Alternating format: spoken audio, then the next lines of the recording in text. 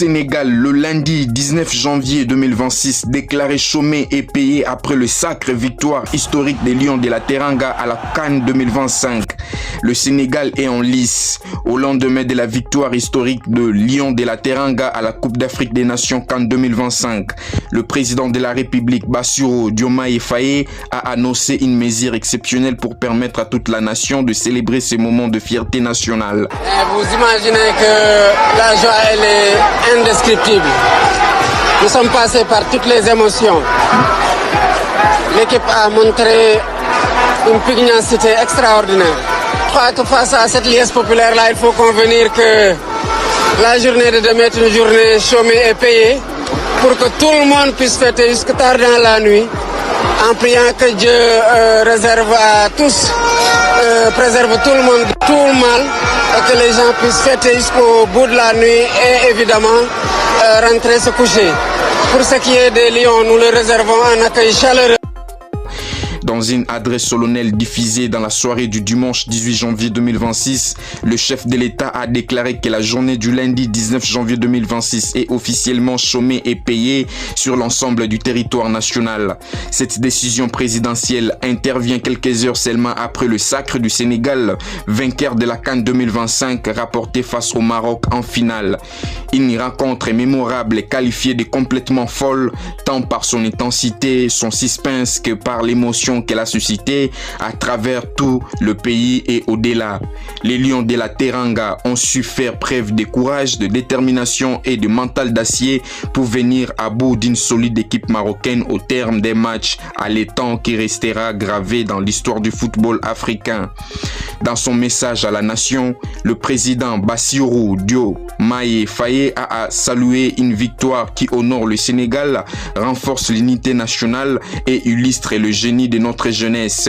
Il a rendu hommage aux joueurs, au staff technique, à la Fédération sénégalaise de football ainsi qu'à tout le peuple sénégalais qui n'a cessé de soutenir l'équipe tout au long de la compétition. Selon les chefs de l'État, cette journée chômée et payée vise à permettre aux Sénégalais de célébrer d'immenses succès collectifs, symbole de discipline, de persévérance et d'excellence. Dès l'annonce de la victoire, de scènes de lice ont envahi les rues de Dakar, de Thiès, Saint-Louis, Ziguinchor et dans de nombreuses autres localités du pays. Klaxons, chants, drapeaux nationaux et rassemblements spontanés ont rythmé la nuit du 18 janvier 2026, témoignant l'immense joie populaire. Sur les réseaux sociaux, les messages de félicitations se sont multipliés, faisant du Sénégal le centre d'attention du continent africain. Ce sacre à la CAN 2025 confirme une fois de plus la place du Sénégal parmi les grandes nations du football africain. Il vient également renforcer l'héritage sportif des Lions de la Teranga, déjà admirés pour leur constance et leur esprit collectif.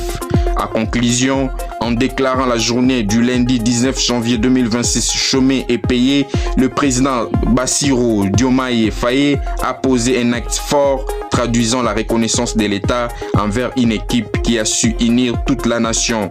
Cette victoire historique dépasse le cadre sportif.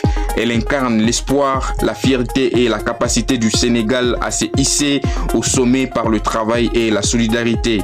Une page mémorable s'inscrit ainsi dans l'histoire du pays au rythme de rugissement triomphant de Lions de la Teranga.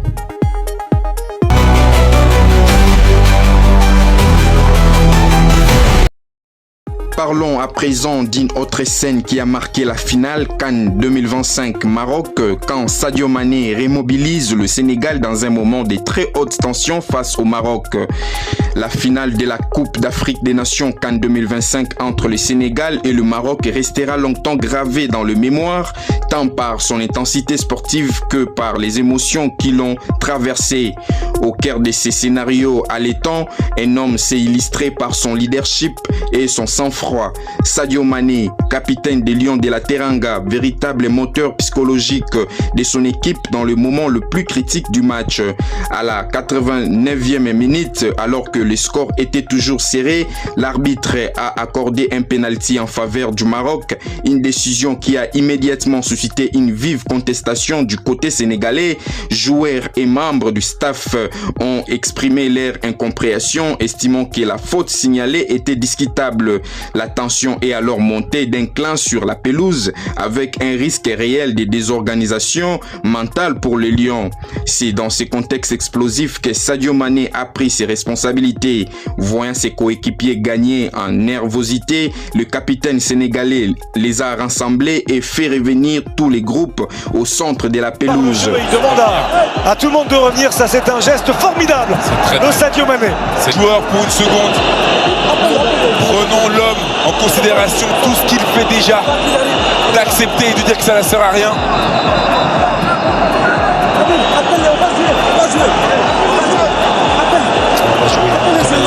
De Sadio Mané.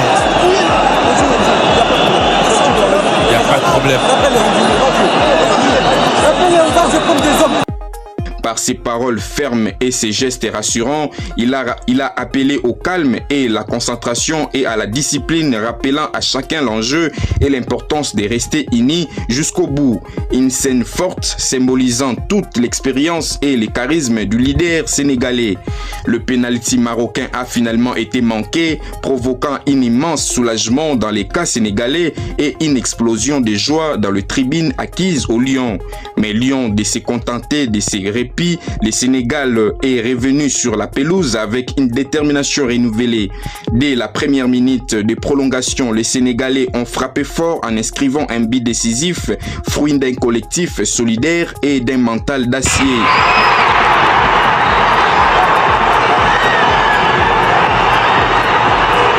Ce but a fait basculer la finale et confirmer la force mentale d'une équipe qui a su transformer la pression en énergie positive.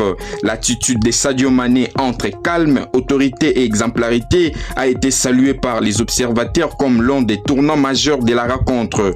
Au-delà du terrain, cette finale a également été marquée par une présence remarquable de célébrités et de personnalités internationales.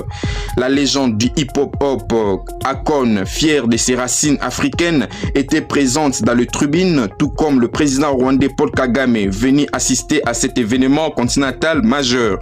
Leur présence a donné à cette finale une dimension symbolique et prestigieuse, témoignant du rayonnement croissant du football africain sur la scène mondiale. Entre intensité sportive, leadership exemplaire et ambiance électrique, cette finale Sénégal-Maroc restera comme l'une des plus marquantes de l'histoire récente de la CAN, avec Sadio Mané en véritable chef de guerre des Lions de la Teranga.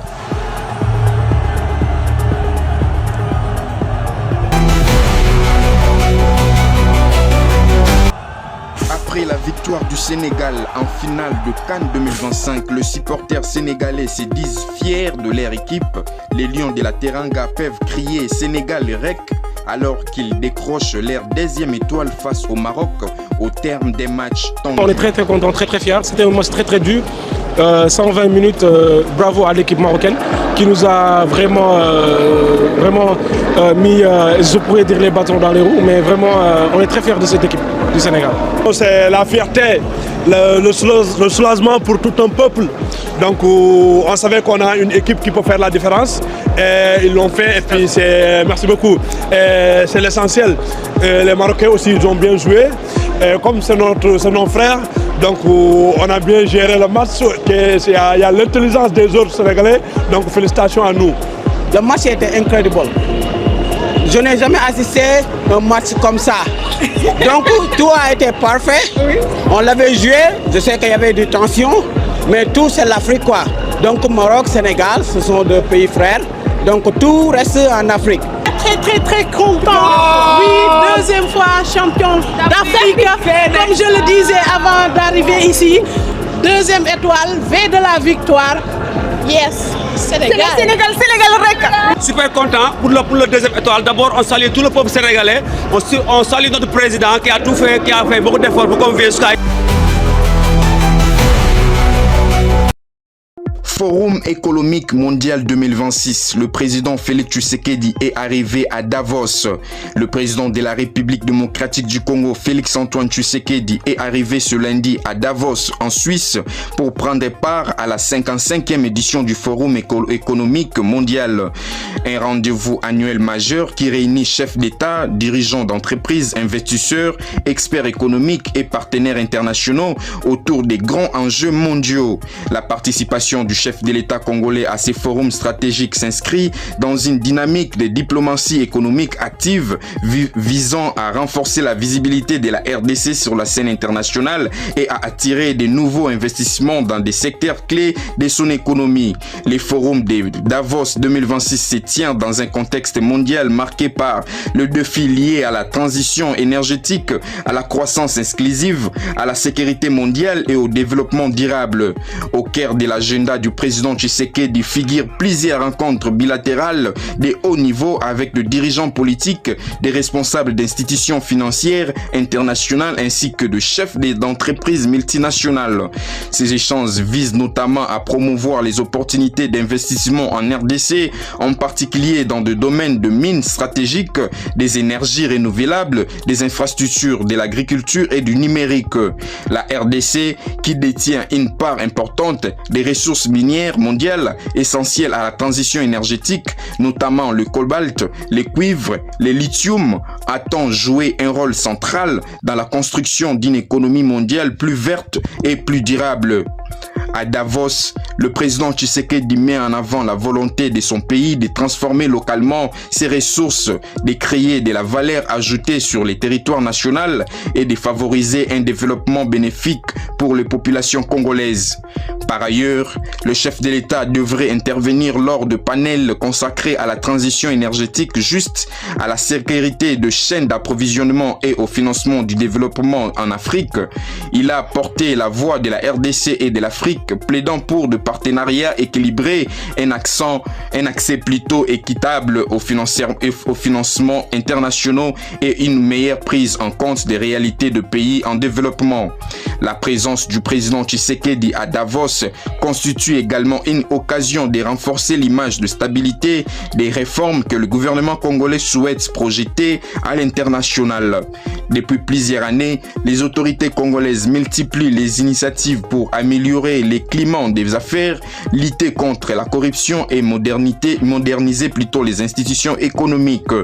À marge du forum, des membres de la délégation congolaise participent également à des rencontres techniques économiques destinées à approfondir les discussions avec de partenaires potentiels. À travers cette participation au Forum économique mondial, la RDC réaffirme plutôt son ambition de s'imposer comme un acteur incontournable de l'économie mondiale, tout en plaçant le développement durable et l'intérêt de la population au cœur de ses priorités.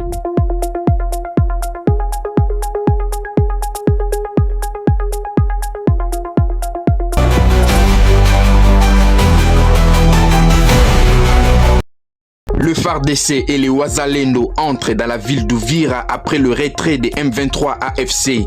La ville d'Uvira, située dans la province du Sud Kivu, est passée sous les contrôles des forces armées de la République démocratique du Congo, FARDC en sigle, et des volontaires Wazalendo à la suite d'un retrait des éléments du M23 AFC, ont confirmé plusieurs sources locales et sécuritaires.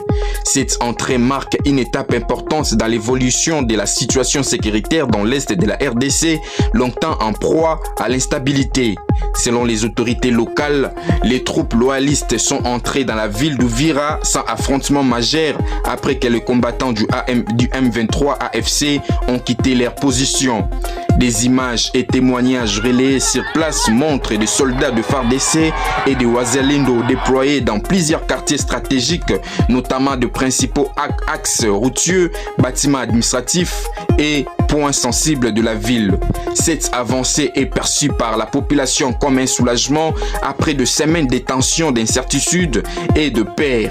À Uvira, des habitants sont sortis dans les rues pour observer les retours des forces gouvernementales, certains exprimant leur espoir plutôt de voir la paix et l'autorité de l'État durablement rétablie. Les activités commerciales partiellement paralysées durant la période d'insécurité ont timidement repris. Les autorités militaires congolaises ont indiqué que l'opération s'inscrit dans le cadre des efforts continus visant à restaurer l'intégrité territoriale, à garantir la sécurité des populations civiles. Elles ont également précisé que de mesures ont été prises pour éviter tout débordement et rassurer la protection des civils, tout en appelant la population au calme et à la collaboration avec les forces de sécurité. De leur côté, les Wazalendo, groupe d'autodéfense locaux opérant du côté des forces armées de la RDC FARDC, affirment agir pour défendre leur communauté contre les groupes armés.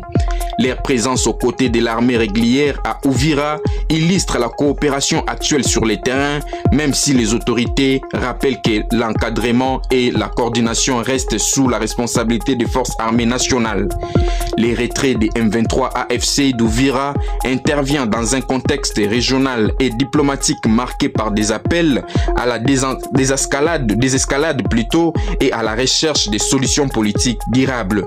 Les gouvernements congolais continuent d'exiger les retraits totaux et vérifiables de tous les groupes armés étrangers et locaux opérant sur les sols congolais, tout en privilégiant une approche combinant l'action militaire et initiatives diplomatiques. Sur le plan humanitaire, les autorités provinciales annoncent une évaluation rapide de la situation afin de répondre aux besoins urgents de populations affectées par les déplacements, le manquement de vivres et accès limité aux services sociaux de base. Des partenaires humanitaires pourraient être mobilisés pour appuyer les forces de stabilisation. L'entrée des forces armées de la RDC et des Wazalendo à Uvira constitue ainsi un tournant important mais fragile. Si elle suscite l'espoir d'un retour progressif à la normalité, les autorités insistent sur la nécessité de consolider des acquis sécuritaires afin d'éviter toute résurgence des violences.